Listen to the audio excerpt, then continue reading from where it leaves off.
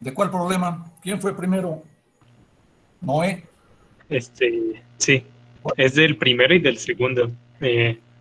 Bueno, del primero dice que los cuerpos se deslizan, por las cuerdas mostradas, pero eso de por las cuerdas se refiere a cuerda de longitud de arco de circunferencia o a que tal cual los cuerpos están atados a cuerdas como si fuera un péndulo. No, a cuerdas geométricas, por las líneas rectas que están ahí, se deslizan por esas rectas. Ya. Bueno, de ese problema nada más era eso. Ujú. Y del segundo, tiene las esquinas redondeadas. Sí, ¿Eso es nada más para redirigir la velocidad de los cuerpos o sin cambiar su magnitud, o así hay que considerar el movimiento circular ahí? no, nada más es para que no cambie la rapidez va cambiando, pero no se frena ni se acelera, pues. Bueno, ¿cómo decirte? Sí. Mantiene Es como su movimiento, nada más por eso se dice que sean sí, redondeadas. como para que no choque con las paredes y se detenga y luego caiga Para así que como caída continúe libre. su movimiento bien, pues. Sí, Nada más para bueno, eso. nada más era eso. Bien. Sí, El otro que, gracias. ¿quién fue el otro alumno? Yo, profesor. Sí, Dime. mi duda no era es rapidez sobre el ejercicio 4. ¿Cuatro? Y tengo duda porque en las respuestas aquí pone que divide entre el módulo. Bueno, ese vendría siendo el coeficiente que viene en la raíz, en el denominador, viene siendo el módulo del vector de posición. Pero no me queda claro, muy claro por qué hace eso. No te escucho bien, pero dice la respuesta, ¿el módulo de Sí, quién? sí, el módulo del vector de posición. Cuando hacemos el R vendría siendo ahora sí que x, cx cuadrado, ¿no? Pues ahí está, se encuentra en la posición XY. El módulo, pues Ajá. sería, el módulo de la posición, pues es raíz cuadrada de X cuadrada más Y cuadrada. Sí, pero bueno, no me queda claro por qué en la velocidad lo divide entre el módulo. Pues no te queda claro, no entiendo, pues es el resultado que sale. Pero ¿por qué sale? ¿Por las condiciones iniciales? ¿O cómo? Es que lo hice así, pero no me salía así. Entonces, nada más lo que hice fue dividirlo entre el módulo y es el mismo resultado. Déjame checar el problema. Es la velocidad, ¿verdad?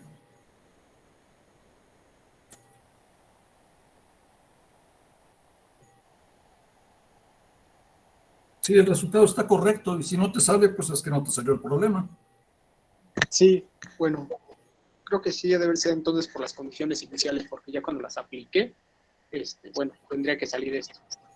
Pues la condición inicial realmente no te da condición inicial, lo que te dice es que se mueve por rapidez constante de cero. Esa no es condición inicial. ¿No? ¿No? ¿A poco dice ahí que al tiempo t igual a cero tiene Bueno, tal no, sí tiene posición? razón en eso. Lo que dice es que se mueve con rapidez constante v0. Ese es el dato. Ajá, Pero no te da condiciones iniciales. oh, ya entiendo. Creo que ya me quedó un poco más claro. Lo voy a intentar de nuevo. Gracias.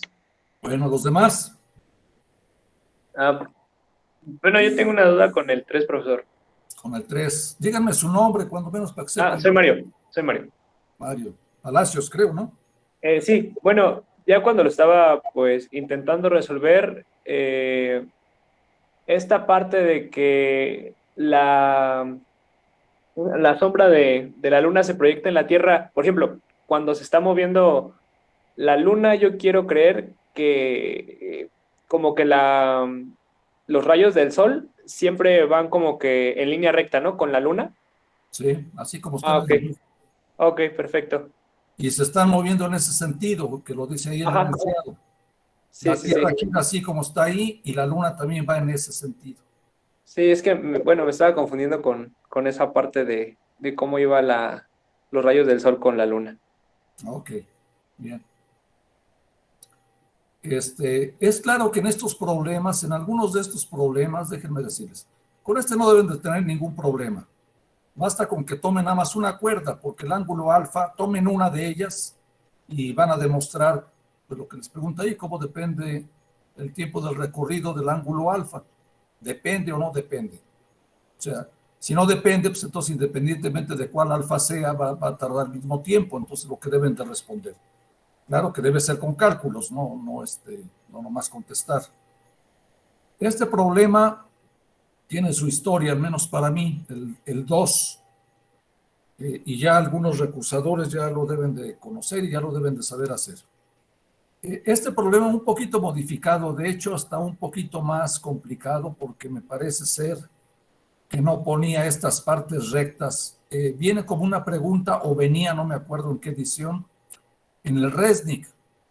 Cuando yo lo vi por primera vez, me extrañó que viniera en la parte de preguntas y no de problemas.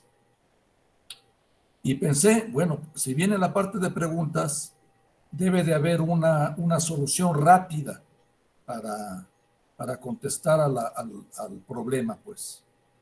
Y la verdad es que no le hallaba yo, no sabía yo de qué manera se podía dar una respuesta prácticamente sin hacer cálculos. Lo intenté hacer calculando, pero les digo, estaba un poquito más complicado que este está más sencillo. Y como no me salía, lo fui dejando, y lo fui dejando por mucho tiempo, lo preguntaba yo a los amigos, y como que no se animaban, al menos la respuesta así rápida, nunca la escuché, hasta que ya me decidí a hacerlo, y sí hay una respuesta que puede ser rápida, pero sí hay que hacer. La sugerencia que les puedo decir para que encuentren tanto la solución rápida como con cálculos es que consideren el movimiento de las bolitas estas en una gráfica de velocidad contra tiempo, y que se acuerden del teorema de Merton que les comenté tanto en la plática que les di como lo que lo vimos en la teoría. Si ustedes grafican B contra T, pueden encontrar una solución relativamente rápida a este problema. Teniendo esa gráfica y viendo la respuesta que espero que le pueden dar, pueden resolverlo analíticamente, aunque ya prácticamente lo tendrán resuelto en caso de que sepan qué hacer si hacen la gráfica de B, velocidad o rapidez, pues, rapidez contra tiempo. Vean que el movimiento es uniformemente acelerado por todos lados, pero diferente, ¿no? Cuando va inclinado tiene una aceleración menor que la gravedad, y en las partes verticales pues van con la aceleración de la gravedad.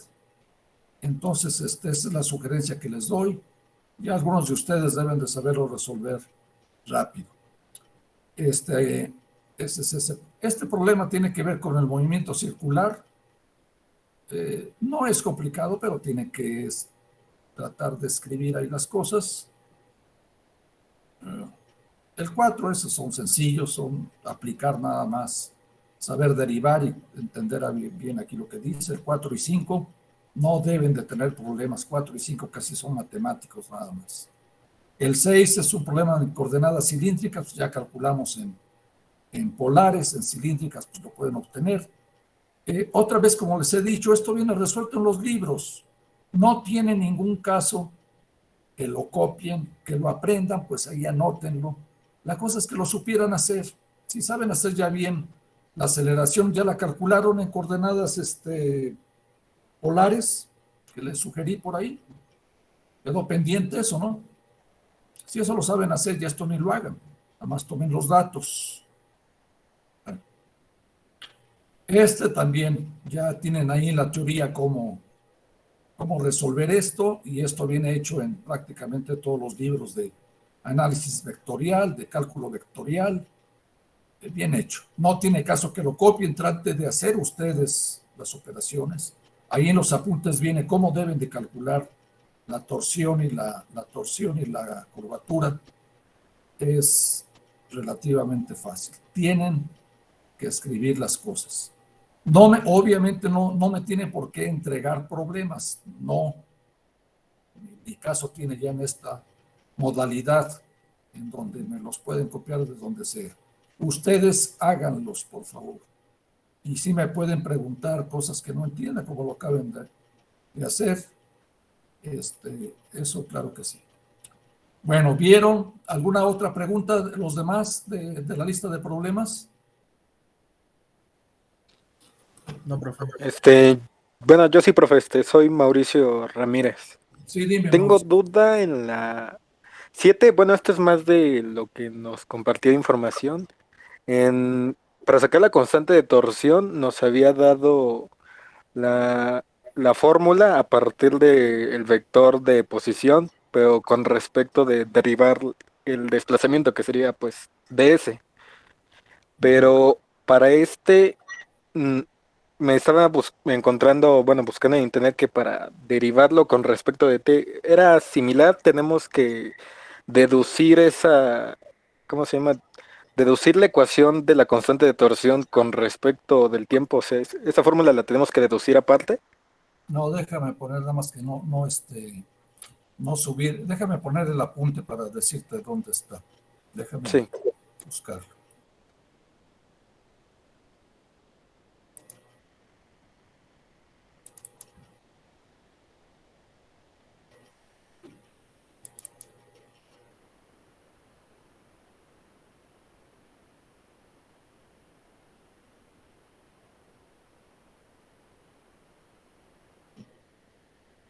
¿Qué están viendo ahí? ¿Están viendo la punta de cinemática o no? Sí. Sí, profesor. Sí. Gracias, Sí. gracias. Ya ven que aquí yo soy por esto. A ver, Mauricio, en la última parte de los apuntes que ya tienen ustedes de cinemática, aquí vienen las formulitas. La pregunta es de que como acá está respecto a S y ahí te dan la trayectoria, te la dan respecto a teta, ¿no?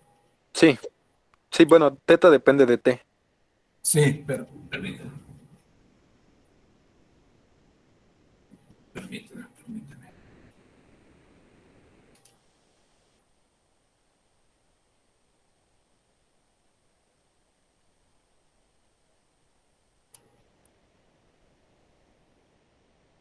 No, en el problema la posición te la dan en función de teta, ¿no?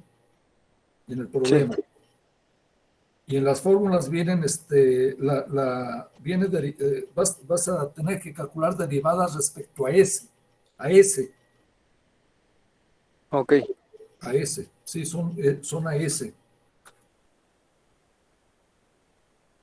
ok, está bien, profe, gracias. Sí, son respecto a S. Ahí viene en cualquier libro, pero nada más ten en cuenta eso. Sí, ahorita que nombró aquí su compañero lo de Internet, que ya les he comentado que efectivamente ahora tienen abierto el mundo ahí en Internet, libros y todo lo que quieran, hasta los problemas. A veces me preguntan cosas o a veces buscan el problema en Internet y ya. No está mal eso, jóvenes, no está mal, pero entiendan lo que hacen. Aunque yo les aconsejo que mejor usen el cerebro y traten ustedes de hacer las cosas. Se pueden ayudar de lo demás, pero ejerciten las neuronas, por favor. Eso es por su bien. Ciertamente que va a llegar un momento en lo cual estos cálculos van a pasar a segundo rango. ¿Qué les quiero decir con esto? A mí ya se los comenté. Yo estudié cuando estaba yo en su semestre, en quinto semestre, con regla de cálculo, ya se los dije. Y ahora hay calculadoras. Qué bueno que hay calculadoras para sacar raíz cuadrada, lo que quieran, las trigonométricas, todo. Antes tenía uno que usar ahí cuadernitos para calcular el seno, coseno de ángulos. Ahora no, logaritmos. Y qué bueno, pero tienen que saber qué es el seno, qué es el coseno, qué es un logaritmo. Entonces, yo no lo dudo y si no es que ya se está usando, una integral, pues la van a poner ahí en un programa y les va a dar el resultado. En algunos exámenes, muy poquitos alumnos, 1 o 2 me han hecho eso, no.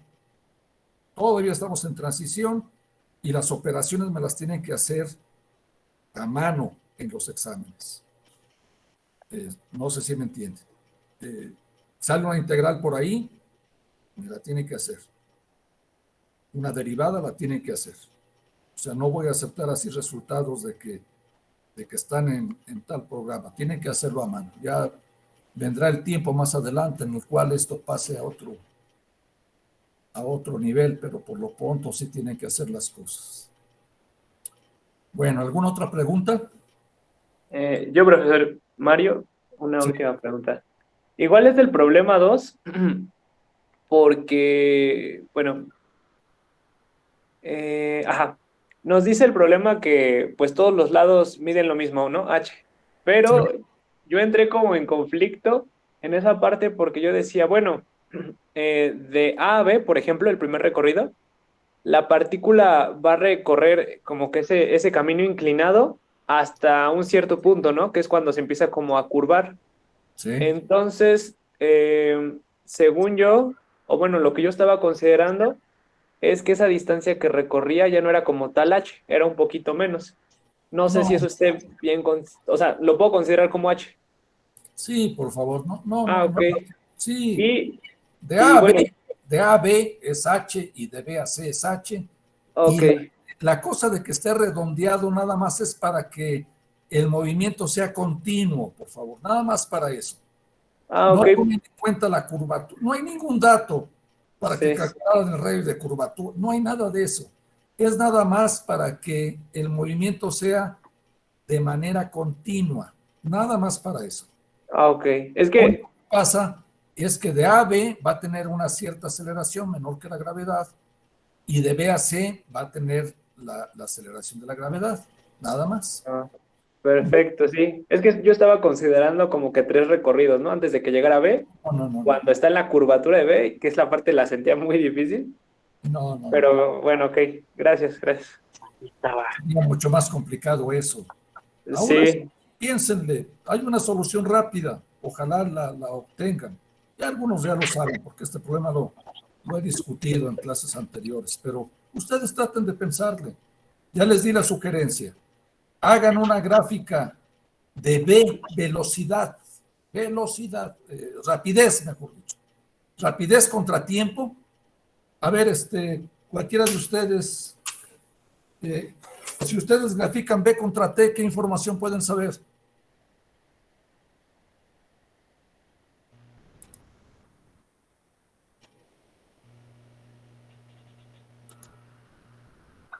¿Qué pasa B contra T?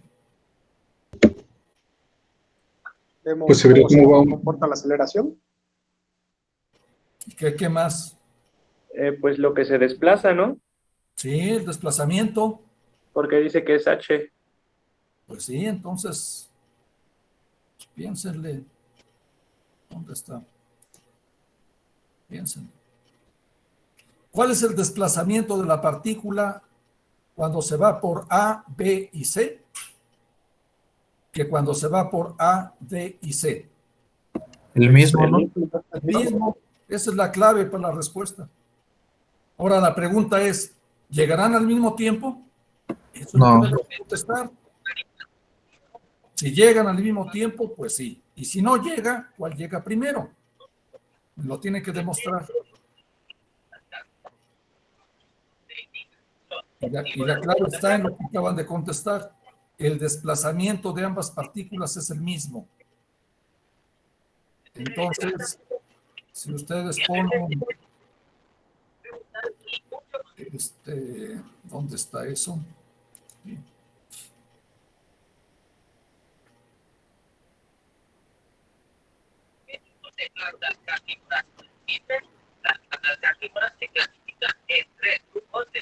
Alguien, por favor, y apague su micrófono.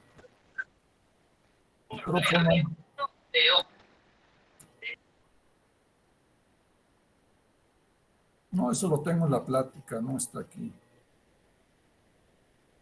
No está acá. Lo puse en la plática que les di, viene vean la fórmula de Merton y ahí hay un dibujito, a ver si eso les da idea. El área bajo la curva de B contra T les da el desplazamiento y los desplazamientos son iguales y las gráficas de velocidades las pueden poner porque es una gráfica de velocidad contra tiempo, no de desplazamiento, velocidad contra tiempo. Y esas las gráficas son rectas, ¿no? Porque son aceleraciones constantes, nada más que no son iguales en todos los recorridos. Entonces eso hagan las gráficas. Ahí les voy a ir preguntando.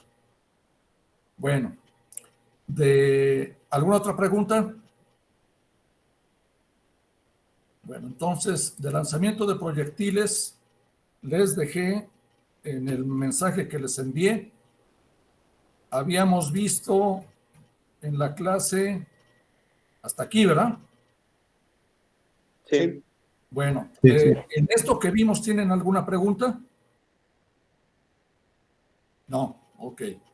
Entonces les dejé que de aquí en adelante, este material que los estoy mostrando aquí, ese seguramente lo vieron, se los puse ahí en el tablón, en Física 1 o a algunos de ustedes hasta en preparatoria. De cualquier forma, no porque yo he dicho eso, no quiero que se cohíban y no me hagan preguntas. ¿Está claro lo que está dicho en el apunte? ¿O tienen alguna pregunta?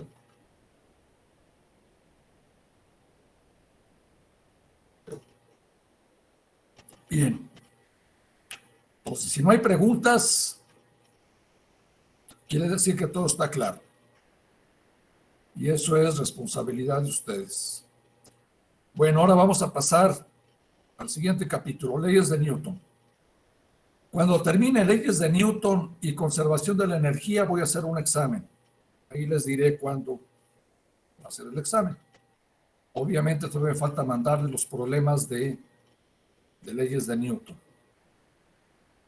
Bueno, entonces miren, este caso de las leyes de Newton, en otros semestres lo he dejado a que ustedes lo estudien, lo lean, y si hay preguntas en la siguiente clase me lo dirán. La experiencia, los datos que he tenido en semestres pasados, es que no todo mundo lo lee, porque cuando pregunto algo, pues, entonces, ¿para qué les mando los apuntes? Les digo, es para que los estudien. Entonces, esto es muy importante, muy importante. Sin embargo, es algo que, sobre todo a distancia, además de que no tengo las herramientas necesarias para graficar, para ilustrar esto con más visualización, digamos. Entonces, lo que voy a hacer, que no es lo más recomendable, es a veces hasta un tanto aburrido, voy a leer las notas para que así no haya ningún pretexto de que esto no se vio, y por favor me van interrumpiendo en caso de que tengan que hacer alguna pregunta o alguna observación. Y disculpen que vaya a ser así, pero quiero asegurarme de que al menos lo escuchen y se entienda. Las leyes de Newton nos las enseñan desde la secundaria, pero hay que aclarar algunas cosas en las cuales a estas alturas de la carrera se llegan a equivocar. Así es que pongan atención. Bien, esa frase de Newton es ahí, después la leen. Y vamos a ir a las leyes. La primera ley del movimiento. Ahí dice que viene sí, inmediatamente después del prefacio, de los Principia. Viene. Ahí yo tengo una edición de los Principia que salió hace muchos años en los puestos de periódico, ves que luego venden libros. Y hubo una colección que se llamaba Grandes Obras del Pensamiento, y me parece que era el número 1 el que pusieron los Principia. Y como les he comentado, los Principia no son de fácil lectura. No lo fue en su tiempo y no lo sigue siendo todavía en nuestro tiempo. Aquellos que digan que ya lo estudiaron, pues sí es que es cierto, mis respetos, pero lo más probable es que estén mintiendo. No es una lectura de fácil digestión, es complicado. Y tiene sus errores, ahorita lo vamos a ver. El mismo Newton hizo correcciones en las diferentes ediciones que todavía él revisó. Pero aparte de las primeras definiciones, que es lo que primero viene en los principios. Otra cosa. En algunas ediciones yo se las recomiendo. A veces estos libros se encuentran en las librerías de viejo, que ahora pues es un riesgo ir a buscar libros, pero bueno, ya pasará estos tiempos malévolos que tenemos. En esa edición vienen, yo les recomiendo más es que encuentren, y además en internet, ustedes tienen ahí mucho acceso a muchos casos. En todo caso, hay libros y lecturas que hablan sobre los principios. Entonces, ya alguna gente estudiosa y dedicada a estas cosas, pues ya nos difieren el material, y yo es lo que hago. Muchas veces en los prólogos que hacen los estudiosos de estas cosas nos explican algunas cosas muy interesantes. Bueno, la primera ley del movimiento. Aquí está. Hay varias versiones, pero esencialmente dicen lo mismo. Todos los cuerpos perseveran en su estado de reposo o de movimiento uniforme, en línea recta, salvo que se vean forzados a cambiar ese estado por fuerzas impresas. Hay varios enunciados de la primera ley, todos son equivalentes. Todo cuerpo libre de fuerzas se mueve en movimiento rectilíneo y uniforme, o está en reposo. Bueno, hay un libro muy interesante que se los puse ya en la bibliografía, que lo incluí ya en la bibliografía, por eso fue que se las actualicé. En este libro de Lederman y Hill, que se llama... Ahí se los mandé. Ahí en ese libro, que es muy interesante, muy bonito, dice: la ciencia moderna, incluso el mundo moderno, arranca de este principio, del primero. Es la ley de la naturaleza más importante de todas las que conocemos. Se trata de la afirmación más básica que podemos hacer sobre el movimiento. Lo dice Lederman y Hill. Lederman fue premio Nobel, John Lederman, de física.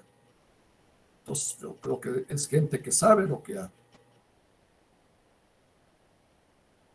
Esta ley, dice, significa esencialmente que si un cuerpo está acelerándose o cambiando la dirección de su movimiento, sobre él debe de estar actuando una fuerza.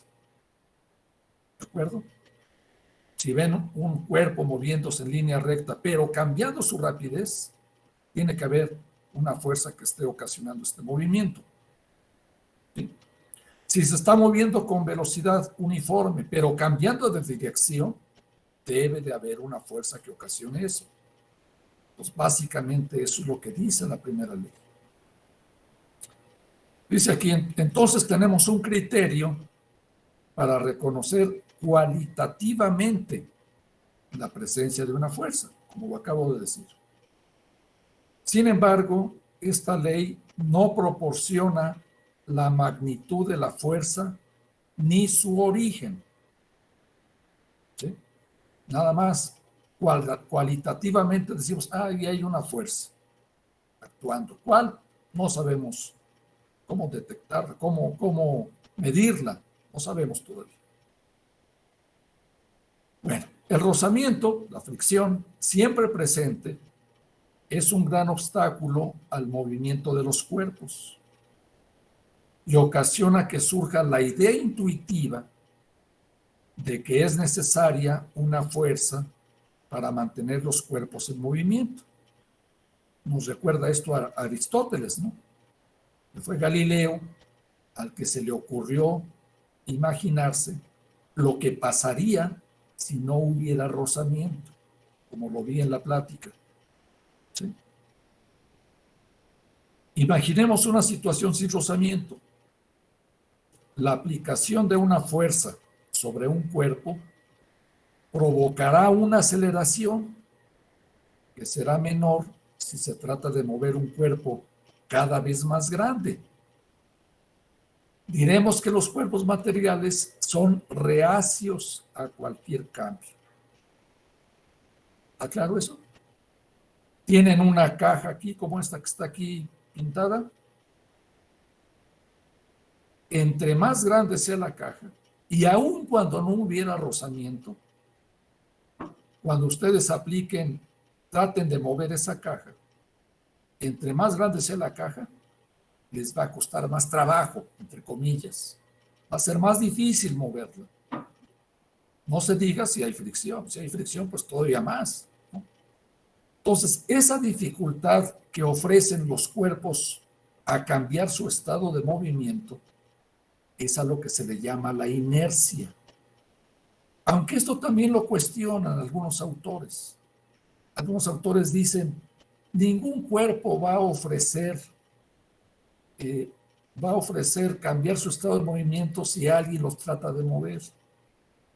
Bueno, también depende cómo estemos pensando las cosas. Aquí veámoslo intuitivamente. Inercia va a ser aquella dificultad que ofrecen los cuerpos a cambiar su estado de movimiento. Que puede ser de esta manera, estando el cuerpo en reposo y tratarlo de sacar de su estado de reposo. ¿Sí? Claro está que si no hay fricción, imagínense que no hay fricción, entonces, aun cuando sea muy pequeño el empuje, eso se va a mover, indudablemente, porque ya elimina la fricción, se va a mover. Pero si yo lo quiero mover más rápido, más así, que sea más fuerte, tiene que aplicar una fuerza más grande. Entonces, entre más grande sea esto, para que quiten el estado de movimiento, pues se va a requerir de una fuerza más grande. ¿Entienden? Pero también se puede ver de esta manera. Se van moviendo ustedes en una bicicleta, llevan un estado de movimiento y se tropiezan aquí con unas piedras. ¿Qué va a pasar?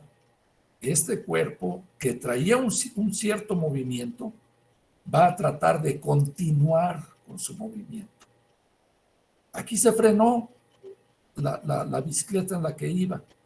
La bicicleta se queda ahí, digamos, pero esta persona va a tratar de continuar con su movimiento. Y esa velocidad que lleva junto con su masa, que ahorita vamos a ver, digamos, ese estado de movimiento es como la inercia que lleva, ¿sí? Como la inercia. Espero, en este libro que se los recomiendo de Lederman y Hill, ahí se los puse en la bibliografía, que la puse, a ver, déjenme ver, creo que no la puse. Se llama, déjenlo ver.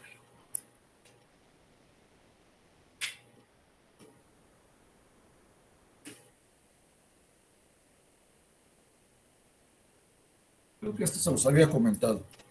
Se llama La simetría y la belleza del universo, de Leon Lederman. Ahí les puse la referencia. Ahí hay un capítulo que trata sobre la inercia. Entonces, si le quieren dar una leída ahí, está muy interesante. Bueno, continúo. Entonces dice aquí, ya lo de colectivamente, ya vamos por acá. La segunda ley. Antes de eso, aquí concluimos. Por tanto, aceptaremos simplemente que los cuerpos materiales están caracterizados no solo por su volumen, composición química, etcétera, sino también por su inercia. ¿Sí? Segunda ley. En la formulación que hizo Newton del segundo principio, se establece que la fuerza que actúa sobre un cuerpo es igual a la variación de su cantidad de movimiento. Aquí les hago este énfasis en que Newton le dio más importancia a la cantidad de movimiento, o sea, la masa por la velocidad, que a la aceleración en sí. Era más importante para él la cantidad de movimiento. Bueno.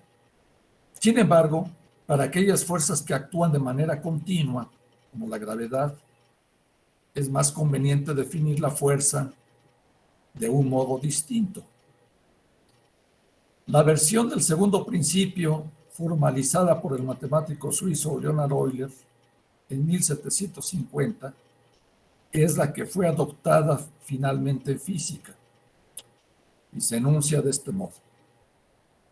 El cambio de movimiento es proporcional a la fuerza motriz impresa y se hace en la dirección de la línea recta en la que se imprime esa fuerza. Esta ley, la segunda ley de Newton, lo que está escrito aquí es experimental, es lo que se observa en base a experimentos y se declara ya como una ley.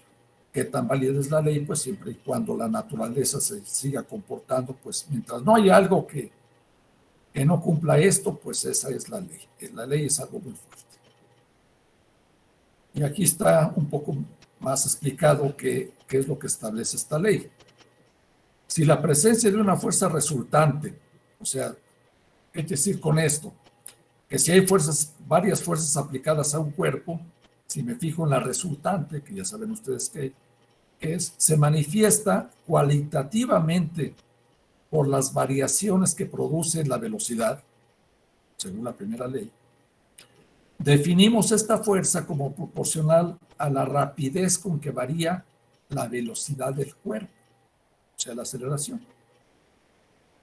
Si representamos por F a la fuerza resultante que actúa sobre un cuerpo dado y por A su aceleración, entonces podemos escribir para sus magnitudes que F es proporcional a A para un cuerpo determinado.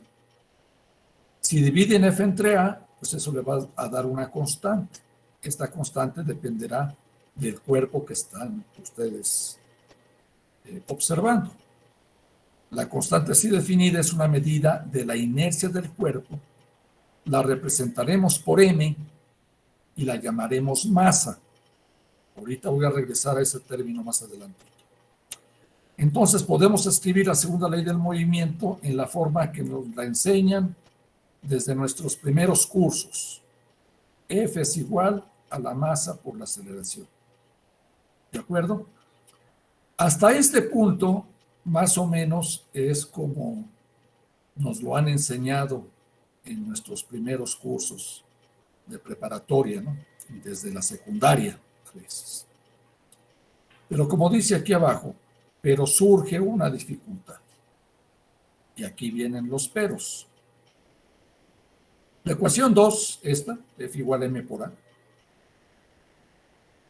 nos permite, en principio, asignar valores numéricos a una fuerza, midiendo la aceleración que produce a un cuerpo de masa conocida. O inversamente, obtener valores numéricos para la masa a partir de la aceleración y de la fuerza. El círculo vicioso es evidente. ¿Se dan cuenta? Están interrelacionados los dos conceptos. Para determinar uno de ellos, debemos conocer antes el otro.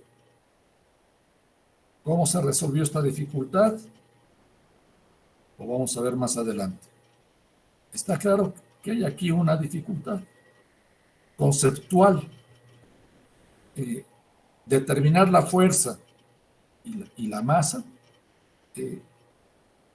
el no conocer una cosa y determinar la otra me lleva a que debo de conocer la otra y determinar la una. O sea, hay una dificultad ahí conceptual importante que la resolvieron más adelante, que es lo que vamos a ver adelantito. Bueno, ya casi estamos a punto, ¿verdad? No, tendremos 3 minutos. ¿Alguien por ahí puede ver cuánto tengo de tiempo, por favor? Aún no aparece la No aparece. notificación. Bueno, a ver, cuando yo les preguntaré cuando ya no me estén oyendo. La tercera ley del movimiento. Justo ahorita ya son Perdón. Sí, justo ahorita Ya ya apareció acaba que de termina en 5 minutos. Ok, gracias. Entonces voy otra vez a meterme a...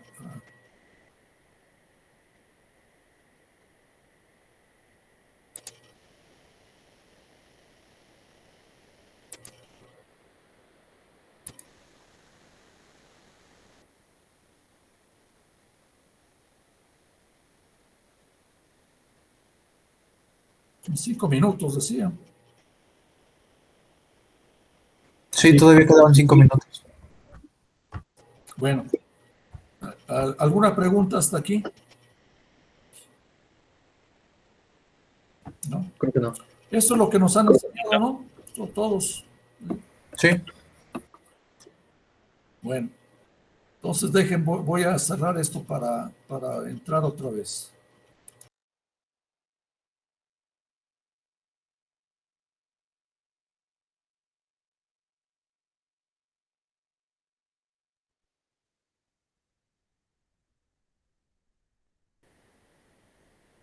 Newton añadió la tercera ley del movimiento, que completa la caracterización general del concepto de fuerza, declarando esencialmente que toda fuerza que pueda existir tiene su imagen gemela. En palabras de Newton, para toda acción hay siempre una reacción opuesta e igual. Las acciones recíprocas de dos cuerpos entre sí son siempre iguales y dirigidas hacia partes contrarias. Esta afirmación es más bien desconcertante. Aclaremos. Ahí llegó alguien más.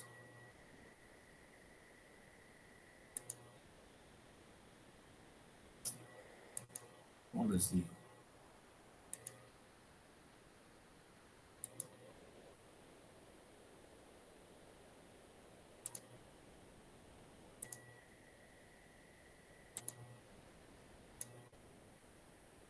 Esta afirmación es más bien desconcertante. Entonces dice, un objeto por sí mismo no puede nunca ejercer ni experimentar ninguna fuerza. Las fuerzas surgen solamente como resultado de la interacción de dos cuerpos. Podemos llamar a una de las fuerzas acción y a la otra reacción, pero el orden de nombrarlas es totalmente arbitrario. No es que una de las fuerzas aparezca primero y cause la otra. Ambas son causa simultánea una de otra. En pocas palabras, las fuerzas nacen gemelas. En algunos libros, no recuerdo en cuál, decía algo así como, por ejemplo, el concepto de deuda, por ejemplo, deuda monetaria. Pues esa deuda existe siempre que haya uno que prestó y uno que debe, uno que aceptó. La deuda aparece, bueno, deuda para uno, ¿no? Pero la deuda en el concepto de que hay algo ahí que comparten ambos. Así es las fuerzas. Nunca podemos hablar de que un cuerpo siente una fuerza o genera una fuerza. Tiene uno que referirse siempre a quién la está causando, por ejemplo. Antes les ponía yo un ejercicio de diagrama de cuerpo libre que viene por ahí en Fixed Teacher. Ya no, bueno, no sé, después veo si lo pongo. Se equivocan mucho luego en poner las fuerzas que actúan sobre un cuerpo. Siempre que pongan en un diagrama de cuerpo libre una fuerza, pregúntense, esa fuerza, ¿quién se la está ocasionando al cuerpo que están considerando? Si no encuentran quién, pues lo más seguro es que esa fuerza no exista. ¿Sí? Por ejemplo, en el librito este que les he comentado de Tarasov y Tarasova, preguntas y problemas de física, una de las primeras preguntas que es ahí el profesor de la historia es en un tiro parabólico, sin fricción, le dice al alumno cuáles son las fuerzas que actúan. Y este es un alumno no muy bueno, pone el peso, pero pone una fuerza que empuja a la piedra, al proyectil. Pero ustedes bien saben que esa fuerza no existe. No hay la única fuerza que actúa en el tiro parabólico es el peso. La otra, ¿quién la produce? La otra. Bueno, si hubiera fricción, entonces sí habrá una fuerza que se opone al movimiento y es el aire el que está causando la fuerza. Pero si es un espacio vacío, la única fuerza que actúa sería el peso. ¿Y el peso de dónde proviene? Pues del planeta Tierra, que es el que lo está atrayendo, ¿no? Atrae las cosas. Bueno, entonces las fuerzas nacen gemelas. Para poner de manifiesto todos estos puntos, podemos enunciar la tercera ley del movimiento de Newton como lo que sigue. Siempre que dos cuerpos A y B interaccionan, de tal modo que el cuerpo A experimenta una fuerza, ya sea por contacto, atracción gravitatoria o lo que sea, el cuerpo B experimenta simultáneamente una fuerza de igual magnitud y dirección opuesta. ¿Sí? Entonces recuerden, las fuerzas de acción y reacción, como luego se le llaman a estas, actúan sobre diferentes cuerpos, no sobre el mismo. Y hay que tener mucho cuidado. Bueno, ahora vienen estas cuestiones. Esta partecita que viene aquí, apenas la cambié ayer de los apuntes anteriores.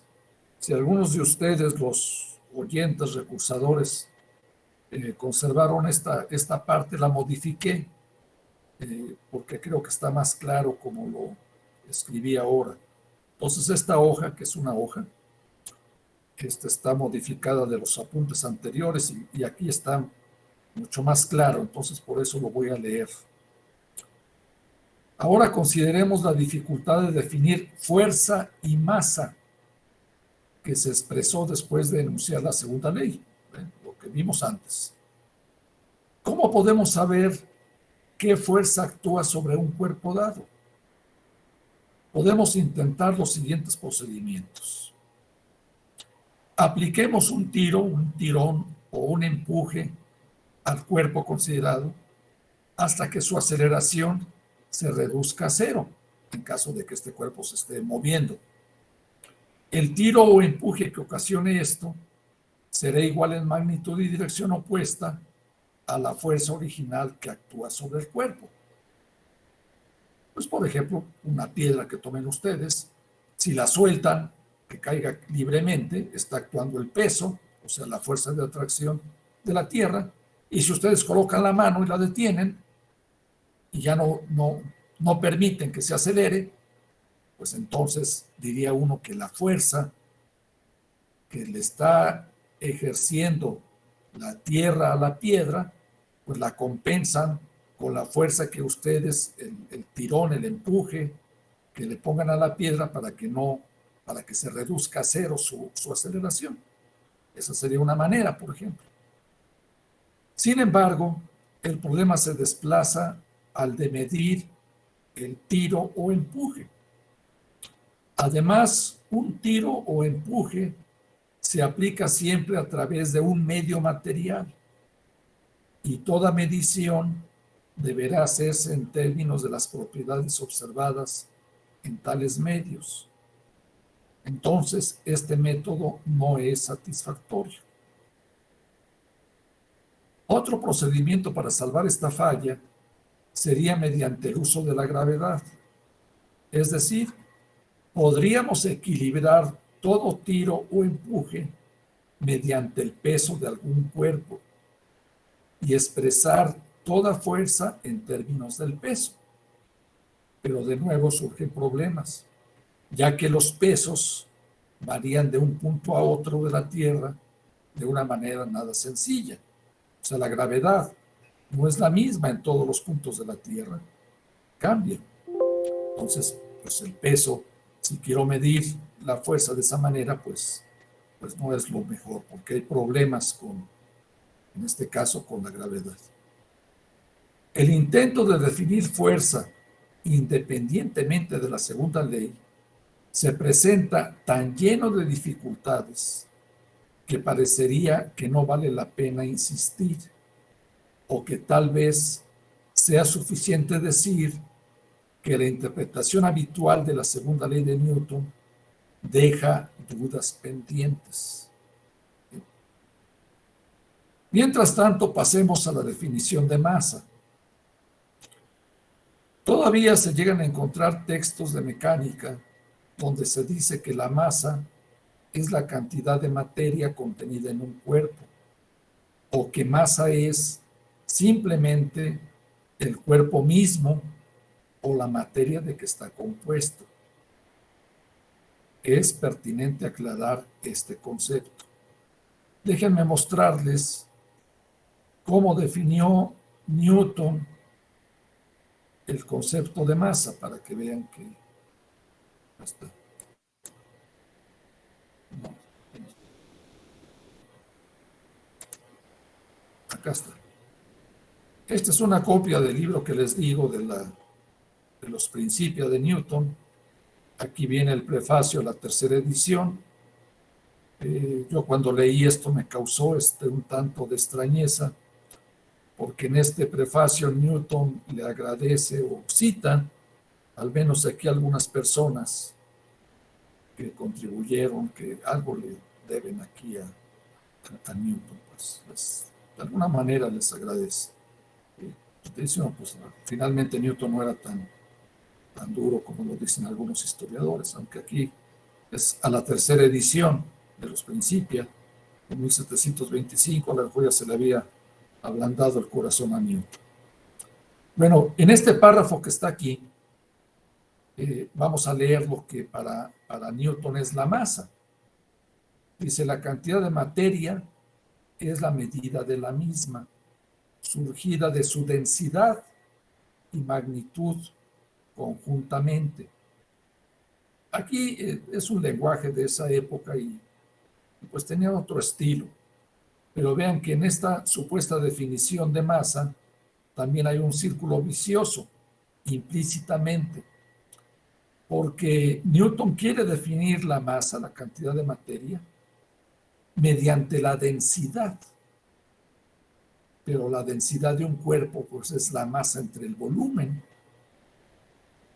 Y entonces, pues, ¿cómo quiero definir la masa a través de la densidad si la misma densidad depende de lo que sea la masa? Entonces, también hay dificultad de la definición de masa que tomó Newton. Vamos a ver más adelante cómo se resolvió esto. Les mostré esto, que es una página ahí del libro. Bueno. Entonces, mientras tanto, pasemos a la definición de masa. Ciertamente, ya hay pocos libros, pero sí los llega a ver, sobre todo los muy básicos, donde dicen que la masa es esas cosas que dijimos. Antes definimos la masa como inercia. Esta definición tiene por lo menos el mérito de proporcionar una noción cualitativa, pero la definición de una cantidad física no tiene ningún valor si no describe un procedimiento que permita medir esa cantidad. Desde el punto de vista práctico, bastaría con aceptar que la masa de un cuerpo puede determinarse también mediante una balanza.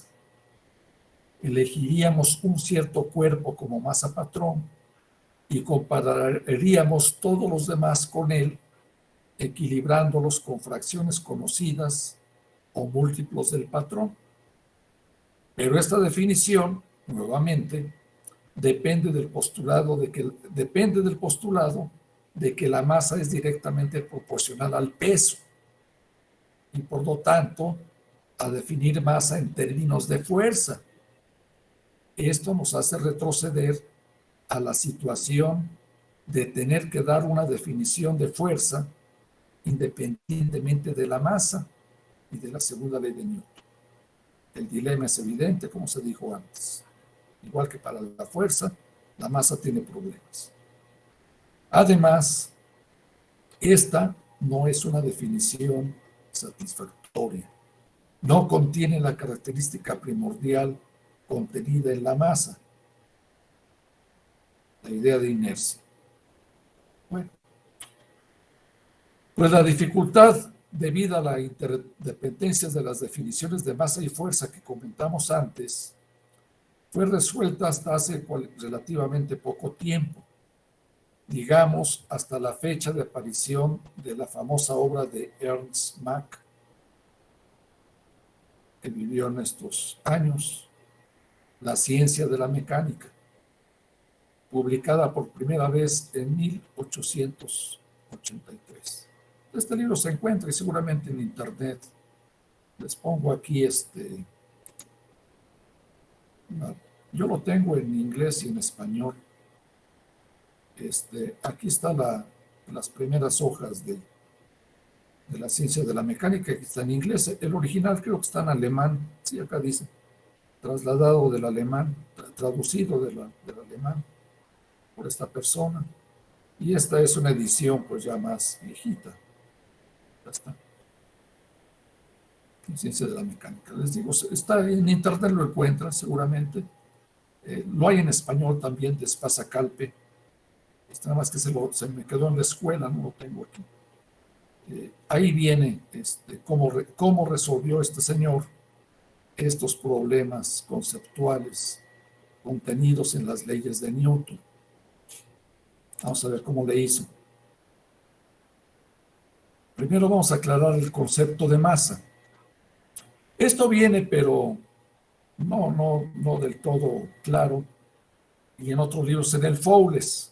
Yo lo tomé de un libro que ya lo puse ahí en la bibliografía, que se llama Roederer. Roederer es el autor. Ahí viene en la bibliografía. No lo puse aquí. Ya se los puse. Esto que sigue acá está tomado básicamente de ese libro. Ustedes lo pueden buscar. Este es un libro de editorial Eudeva, de la Universidad de Buenos Aires. El libro que yo tengo era una edición previa.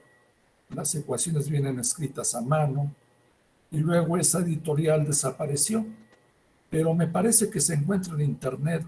Algún amigo me lo mostró, creo, no recuerdo quién. Roederer se llama, ahí viene la referencia, se llama Mecánica Elemental. Esto que les voy a mostrar viene básicamente así como se los estoy poniendo en el libro, pues. Yo aquí les ahorro el que vayan a buscarlo y demás. Es tomado de ahí. Vamos a ver cómo se aclaró aquí el concepto de masa. Y también en Ernst Mach, eso que les acabo de decir, que les voy a explicar ahorita, viene en esta hoja. Acá dice aquí abajito, crítica al principio de reacción y el concepto de masa. Viene en esta partecita, en este libro que ya está traducido al inglés. Aquí viene explicado lo que les voy a explicar ahorita, pero creo yo que ya está más digerido y lo hizo el libro ese que les comenté. Entonces de ahí lo saqué. Y de ahí lo han sacado otros autores. Supongamos dos cuerpos muy alejados de los demás cuerpos del universo, de tal manera que podemos considerar que realmente están aislados. O sea, estos dos cuerpos, el M1 y el M2, así, cuerpo 1 y cuerpo 2. Todavía no sabemos lo que es la masa, es lo que tratamos de ver ahorita. Cuerpo 1 y cuerpo 2. Están interactuando entre sí. Aquí la interacción la han dibujado como un resortito. Este resortito puede significar un campo, no sé, un campo de gravedad. O sea, se pueden estar atrayendo, bueno, aquí tendría que estar atrayendo si es gravitatorio. Si son cargas, pues a lo mejor se están repeliendo, pero con las cargas hay que tener cuidado. Este resortito lo que indica que están interactuando, nada más véanlo así. Obviamente que ese resortito debe de formar parte de alguno de los dos cuerpos para no meter otro cuerpo, ¿sí me entienden? Porque nada más son dos los que queremos, nada más son dos. Insisto, el resortito nada más me indica que están interactuando. ¿De acuerdo? Bueno. Como estos cuerpos se están interactuando, pues van a acelerarse los cuerpos de esta manera. Entonces dice aquí, imaginemos que la interacción de estos dos cuerpos, ahí está, orbitados mediante un resorte, designemos por A1 la aceleración del cuerpo 1 y por A2 la aceleración del cuerpo 2. ¿Por qué van a tener aceleración? Porque hay una interacción y eso va a provocar una aceleración, como lo dice la segunda ley de Newton. Bueno, la experiencia, los datos experimentales indican que pasa lo siguiente. En todo instante, las aceleraciones del cuerpo 1 y del cuerpo 2 tienen la dirección de la recta que une los dos cuerpos y sentidos mutuamente opuestos, no importando qué mecanismo los acelere. ¿Sí? Se va a acelerar para acá, se va a acelerar para acá, en una línea recta, en sentidos opuestos, y no importa qué pongan acá. Otra interacción, otro resortote, lo que sea, cambiarán sus aceleraciones, pero estarán siempre en la línea recta y con direcciones opuestas. Eso se observa. ¿Qué más?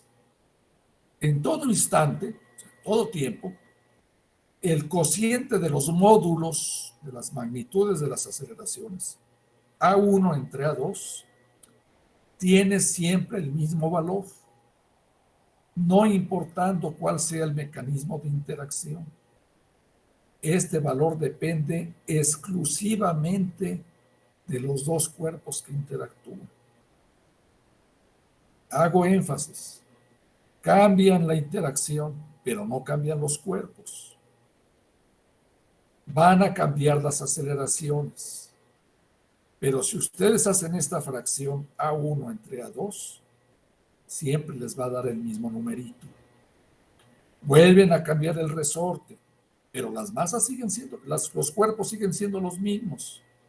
Cambian las aceleraciones, pero cuando ustedes hagan esta división, el numerito va a ser el mismo. Si estamos cambiando la interacción y solamente cambia, y además, si eso lo observan en distintos tiempos, sigue siendo lo mismo, A1 entre A2. Entonces tenemos derecho a sospechar que esta cantidad, A1 entre A2, depende de lo que no ha cambiado. Y lo que no ha cambiado son los cuerpos 1 y 2. Entonces, esta cantidad se la tenemos que achacar a los dos cuerpos en sí. Eso es lo que dice lo que acabamos de ver. El valor del cociente de los módulos de las aceleraciones, que es independiente del mecanismo de interacción y que representa una cualidad inherente de los cuerpos 1 y 2, lo llamaremos masa inercial del cuerpo 2 en unidades del cuerpo 1 y lo representaremos por el símbolo M21. Es la notación. Dividen el 1 entre el 2, la aceleración del 1 entre 2. Siempre les va a dar una constante, no importando que cambien los mecanismos de interacción, no importando que las observaciones se hagan en distintos tiempos, siempre les va a dar esta cantidad. ¿De acuerdo? Estas aceleraciones varían de caso en caso y en función del tiempo. Lo esencial y notable es que el cociente de sus módulos se mantiene constante para los dos cuerpos. Esta constante que caracteriza al par de cuerpos es el resultado experimental más importante de toda la mecánica. Lo afirman algunos autores. Es lo más importante. Bueno, cambiemos uno de los cuerpos, el 2, y ahora interactuemos al cuerpo, ahora le voy a llamar 3, 4 y N en general, y pongámoslos a interactuar con el cuerpo 1 y hagamos estos cocientes. Obviamente que A1 entre A3 pues va a ser otro numerito diferente al A1 entre A2. Y por lo que acabamos de decir, entonces a este A1 entre A3 le vamos a llamar M31. O sea, es la masa del cuerpo 3 en unidades del cuerpo 1. Tomo el cuerpo 4 y lo mismo. obtengo la masa inercial del cuerpo 4 en unidades del cuerpo 1. En general, tomo el cuerpo N, lo pongo a interactuar con el cuerpo 1, hago esta división y obtengo la masa del cuerpo N en unidades del cuerpo 1. Es lo que dice aquí abajo, obteniendo así las masas inerciales de esos cuerpos en unidades del cuerpo 1. Pero ahora viene algo sorprendente. Intentando dar una interpretación a la constante M21 inicial, tomemos otra partícula, la 3, y hagámosla interactuar primero con 1 y luego con 2. ¿Qué obtenemos? Pues bueno, esto que está aquí. Ponemos la 3 con 1 y eso sabemos que me da M31. Y ahora ponemos la 3 con 2 y eso me daría pues la masa del cuerpo 3 en unidades del cuerpo 2.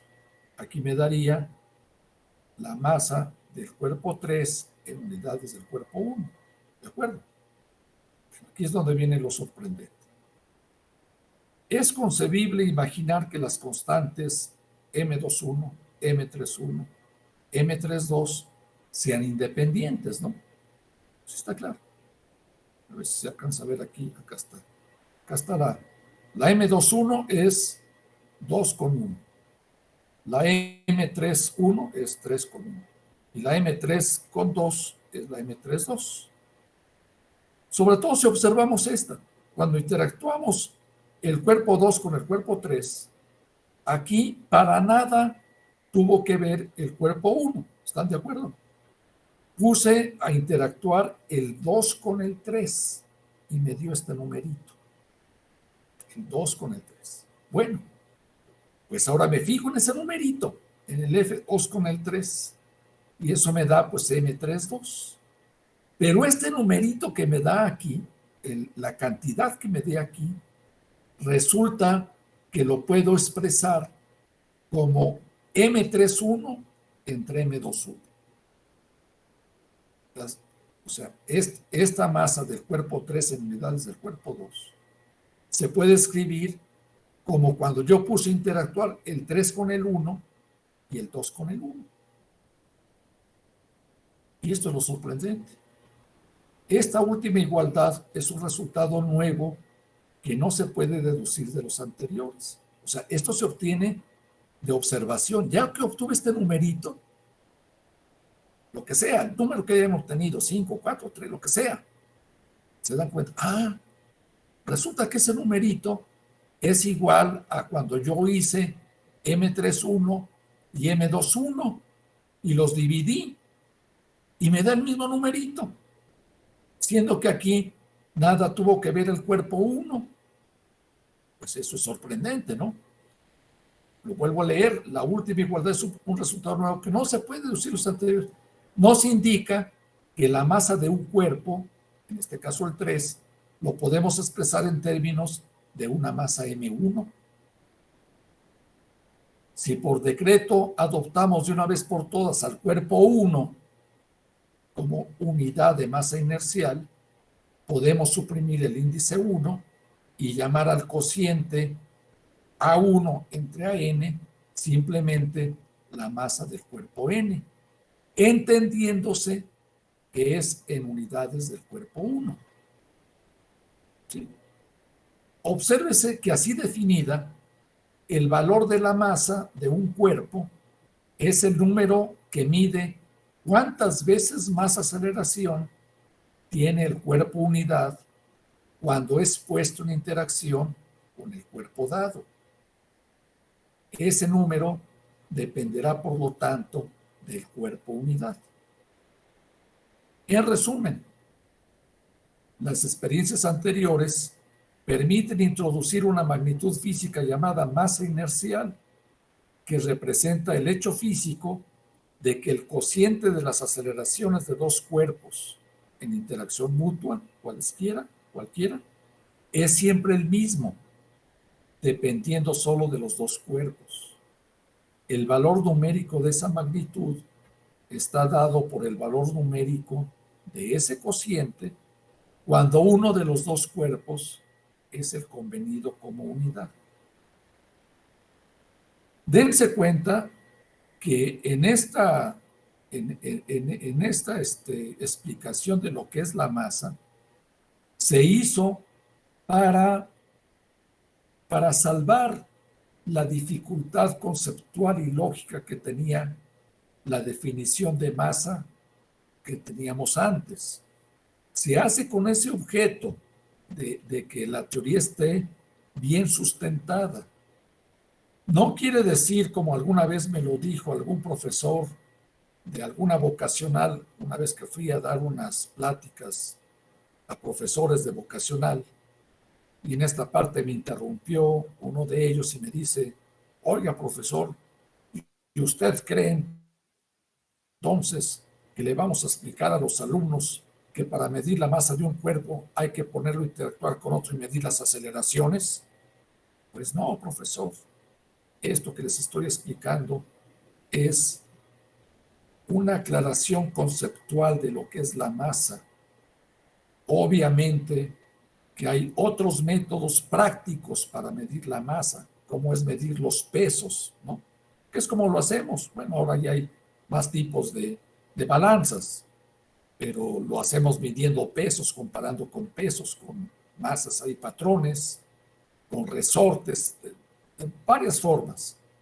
Pero esta es una explicación conceptual de lo que es la masa. Quiero que les quede claro eso. Y no me vayan a decir nunca, por favor, que la masa es la cantidad de materia, es de lo que está hecho el cuerpo. No, no. Entiéndase lo que es la masa desde el punto de vista conceptual. ¿Alguna pregunta, observación que me quieran hacer? Continúo, entonces. ¿Cómo vamos? Vamos bien. Vamos ahora con el concepto de fuerza.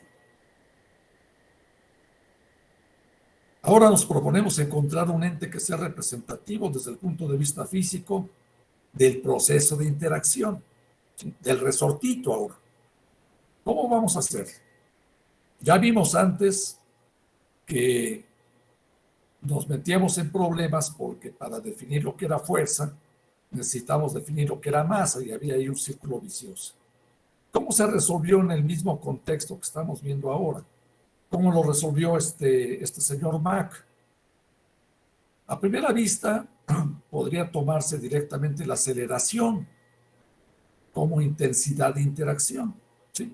O sea, podría decir, oiga, pues si una interacción es más grande, entre más grande sea la aceleración que le ocasiona un cuerpo al cual está aplicando la fuerza, pues tomemos la aceleración como la medida de la interacción. Pero obviamente que no, por lo que sigue. Lo vuelvo a leer. A primera vista podría tomarse directamente la aceleración como intensidad de interacción, ya que parece natural calificar una interacción como más fuerte cuanto mayor aceleración se produzca en las masas interactuantes. Pero esto no sirve desde el punto de vista cuantitativo, porque en general las aceleraciones de los cuerpos interactuantes serán diferentes entre sí y no sabríamos cuál elegir de las dos como ente representativo. Aquí en el simple ejemplo que estamos viendo, pues aquí la interacción es esta. Y las aceleraciones que provoca, aquí las flechitas estas están mal, las podríamos haber corregido.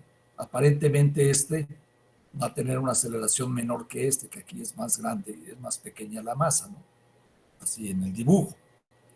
La aceleración A2 y la aceleración A1 van a ser diferentes en general. Entonces, pues ¿cuál de las dos aceleraciones se le atribuyo aquí al resortito? Pues no sabría cuál de las dos, ¿me entienden? Pues hay un problema ahí. Hay un problema si yo quiero achacarle, o mejor dicho, caracterizar la fuerza mediante la aceleración. No hay forma. Hay un problema ahí. Bueno. Para resolver esta cuestión, Bach, no sé cómo se pronuncia, Bach, como sea, procedió en una versión moderna como sigue. Dados dos cuerpos que interactúan, vamos a llamarles el I y el K, el hecho de que las aceleraciones sean de sentido opuesto y de que para sus módulos valga, ya lo vimos ahí arriba, que AI entre AK va a ser igual a MK entre MI, en la definición de masa. Eso, o sea, otra vez me regreso. Aquí. El hecho de que las aceleraciones están en la misma línea, en direcciones opuestas, y que las aceleraciones están ligadas a las fuerzas, que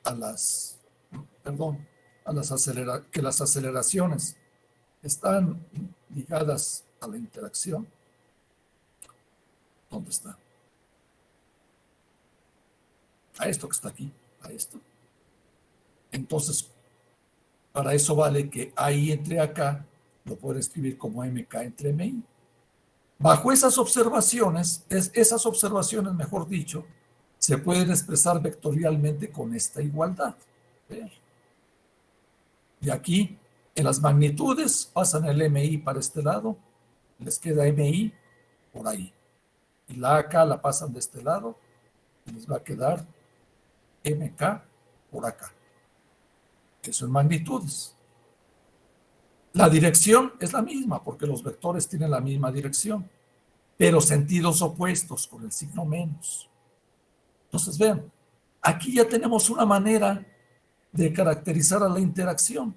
Salvo el signo, esta cantidad es la misma que esta en magnitud. Entonces, esta cantidad o esta se la puedo atribuir a la interacción, que ya lo sabemos, es la segunda ley, ¿no? El MI por ahí o el MK por acá. Entonces, esta expresión nos permite introducir un ente que es representativo de lo que intuitivamente entendemos por intensidad de una interacción.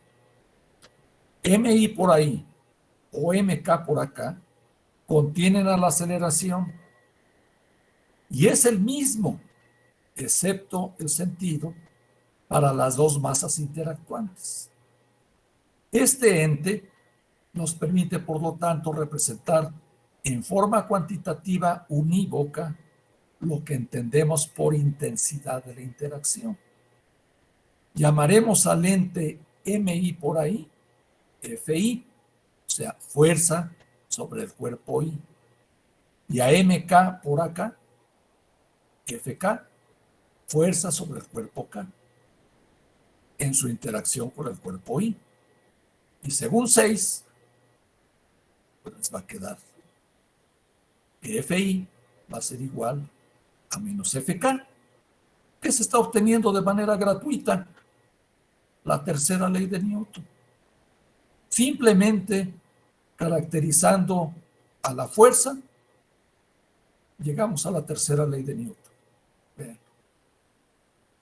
Observamos que cuando dos cuerpos ejercen acciones mutuas entre sí, la fuerza que actúa sobre uno de ellos es igual y de sentido contrario a la fuerza que actúa sobre el otro. O más concisamente, como expresamos antes, las fuerzas nacen mellizas. Se obtiene la tercera ley de Newton de manera gratuita. De inmediato se ve que esta es la formulación matemática de la tercera ley de Newton, que surge como consecuencia lógica de los supuestos previos y de las definiciones de masa y fuerza. ¿Alguna pregunta? Primero acabamos esto de la lectura. Ya con la segunda ley, ya vamos a tener prácticamente todo el curso. La segunda ley de Newton, perdón, las ecuaciones de Lagrange, las vamos a sacar de ahí, van a ver. Nada más es otra manera de escribir las de Newton. Esto es el curso de la mecánica. Esto, aquí está la conservación de la energía, del momento. Aquí está todo. Esta es una hazaña, pues. hazaña del género humano.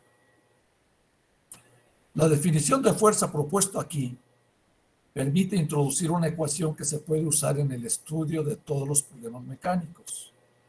Para cualquier partícula de masa m, podemos escribir m por a igual a f, en la forma de una ecuación vectorial diferencial de segundo orden en la posición. La masa por la aceleración, por la segunda derivada del vector de posición respecto al tiempo, es igual a la fuerza, donde F debe ser considerada ahora como la fuerza resultante. Si sobre una partícula o cuerpo están actuando varias fuerzas, esta F es la suma vectorial de todas ellas. ¿De acuerdo? Ya lo saben ustedes. No es necesario los problemas que me pongan suma de fuerzas. No, eso ya lo dejamos, esa notación para otros cursos. Basta con que le pongan F. Se entiende que esa F es la fuerza total. Bueno. Lo anterior, perdón, aquí, antes me brinqué esto, este último paso constituye un supuesto adicional que se justifica por su éxito en la práctica, el de la suma de fuerzas. Expresa nuestra sensación de que cada fuerza actúa independientemente de las otras. Lo anterior es ejemplo de un principio general llamado principio de superposición. Este principio está sustentado en las observaciones experimentales. Para el caso de las masas inerciales y las fuerzas, lo expresamos así. Un cuerpo compuesto por varios cuerpos puntuales, unidos rígidamente entre sí, o sea, un cuerpo rígido, se comporta como un solo cuerpo de masa, la suma de sus masas. Si un cuerpo puntual está sujeto simultáneamente a varias interacciones, cada una de intensidades F1, F2, Fn, la aceleración del cuerpo será igual a la que le imprimiría una sola interacción de intensidad, la suma vectorial de las fuerzas que actúan sobre cada uno de los cuerpos. ¿Sí? Y por último, en particular, la acción simultánea de varias interacciones puede resultar un efecto total nulo. O sea, puede ser que eso se anule, que a un cuerpo le estén aplicando muchas fuerzas, tirones, jalones, como sea, y el cuerpo no se mueve, está quietecito.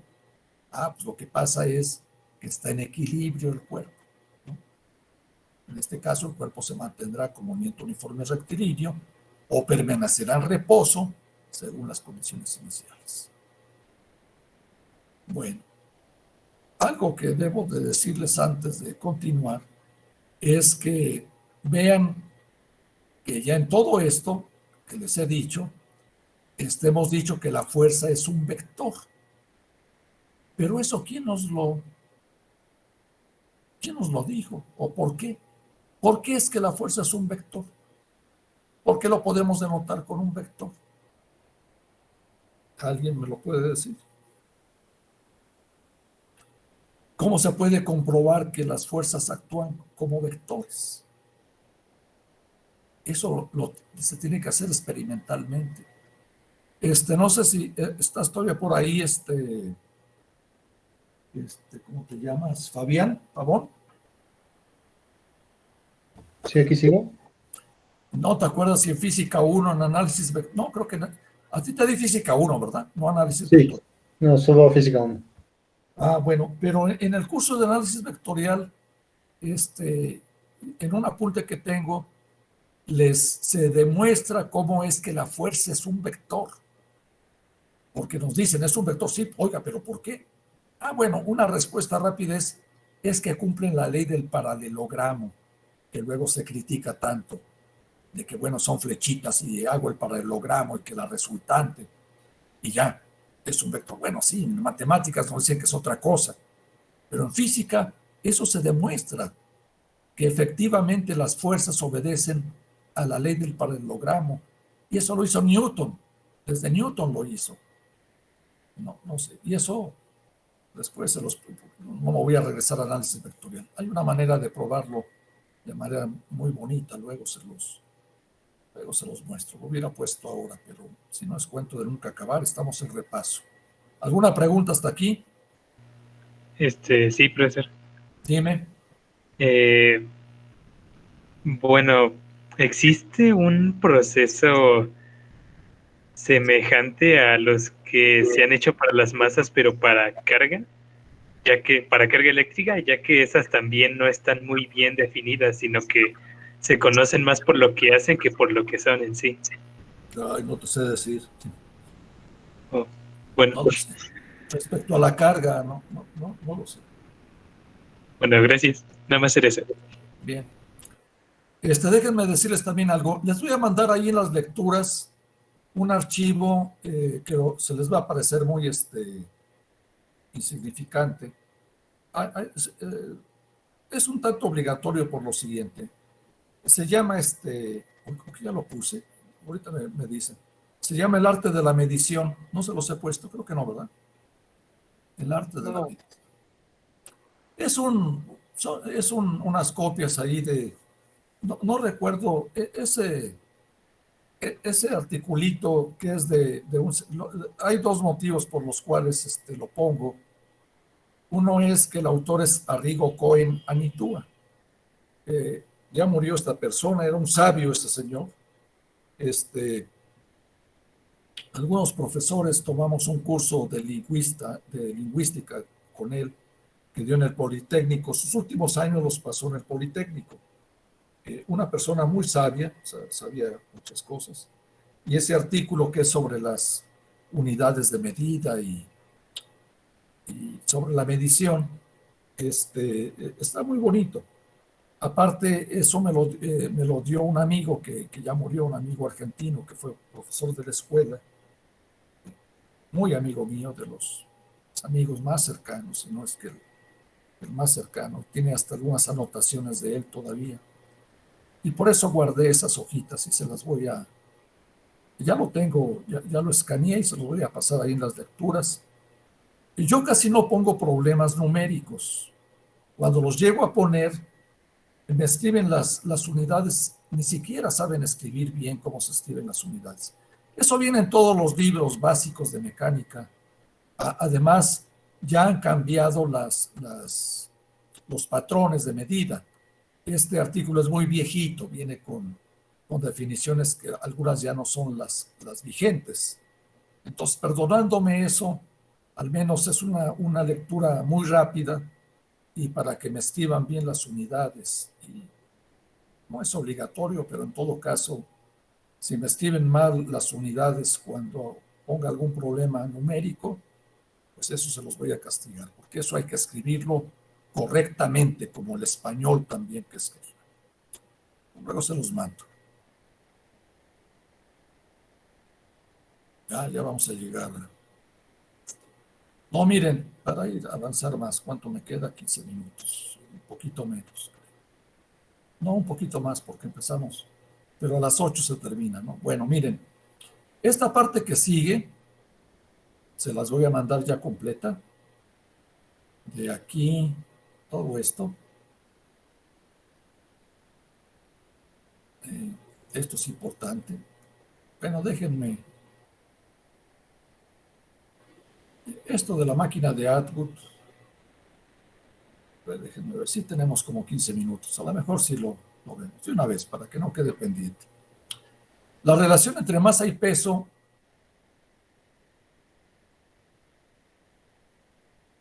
¿Dónde me quedé? Aquí me quedé, ¿verdad? Bueno, dice aquí, la adición vectorial de las intensidades de interacción o de las fuerzas permite determinar la fuerza de una interacción desconocida oponiéndole la fuerza de una interacción conocida hasta lograr el equilibrio, ¿no? Que es, por ejemplo, cuando pesa uno las cosas, ¿no? Es lo que viene aquí adelante. Concluimos. Cada vez que observemos que un cuerpo está acelerado, este necesariamente debe estar en interacción con otro u otros cuerpos. En cambio, un cuerpo que se mueva con movimiento rectilíneo uniforme se encontrará libre de interacciones o sujeto a varias interacciones cuya acción resultante se anula. ¿Sí? Si está en reposo o en movimiento uniforme, no hay fuerzas actuando sobre él, o si hay fuerzas actuando, pero la suma de todas las fuerzas es cero. ¿Sí? La ecuación 8, esta, F igual a masa por aceleración. La ecuación 8 se llama ecuación de movimiento de la partícula. La sustitución de F en 8 por una función particular proporciona una ecuación diferencial, o más bien un conjunto de 3 ecuaciones escalares diferenciales. Si estas ecuaciones son solubles, se pueden encontrar la posición y la velocidad de la partícula en cualquier instante respecto del sistema de referencia dado y sujetas a la existencia de ciertas condiciones iniciales, que es lo que hemos hecho, que ustedes han hecho. La segunda ley de Newton, si nos dan la fuerza, podemos conocer el movimiento, como resolviendo la ecuación diferencial, considerando condiciones iniciales. Bueno. La relación entre masa y peso, que habíamos comentado antes que había dificultades, fluye fácilmente de 8, de F igual a m por a. En cualquier lugar de la superficie terrestre, la aceleración de caída libre en el vacío es aproximadamente la misma para todos los cuerpos. Aproximadamente. La gravedad aquí en la Ciudad de México es 9. No sé, 70 y tantos. En el nivel del mar es 9.81, creo, ¿no? Aquí pues es un poco menor, y arriba del Popocatépetl es un poquito menor, o sea, sí varía. Pero si estamos aquí en la Ciudad de México, prácticamente en toda la ciudad, la gravedad es la misma. Y por lo tanto, las masas sí las podemos calcular mediante los pesos. Entiéndase, prácticamente. ¿Sí? Es como le hacemos, pues.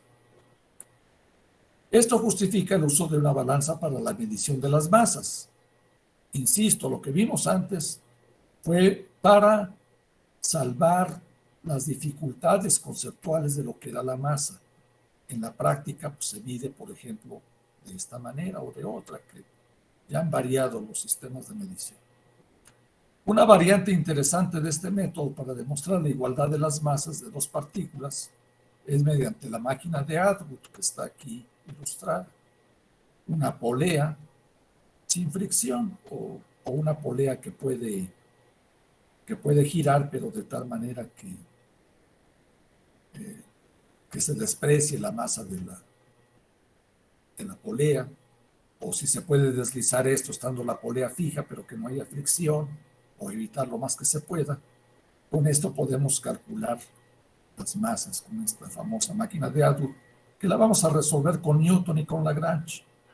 Y me sirve para explicar algunas cosas que aún con estos problemas sencillitos nos dan pauta para resolver los problemas bien, para no estar asumiendo cosas de que se mueve para acá, se mueve para allá. Nada de eso, eso se los voy a mostrar más adelante. Bueno, viene otra cosa muy importante.